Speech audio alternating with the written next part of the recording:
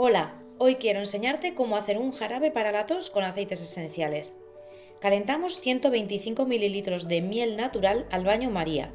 Cuando esté líquida, la ponemos en un recipiente de cristal y agregamos una gota de aceite de orégano, 3 gotas de aceite esencial de incienso, 2 gotas de aceite de romero, 3 de menta y 5 de aceite esencial de limón. Removemos bien y etiquetamos. Para más indicaciones y saber sobre sus propiedades, lee la descripción. Si te ha gustado, dale like, guarda, comparte y suscríbete a mi canal. Saludos aromáticos.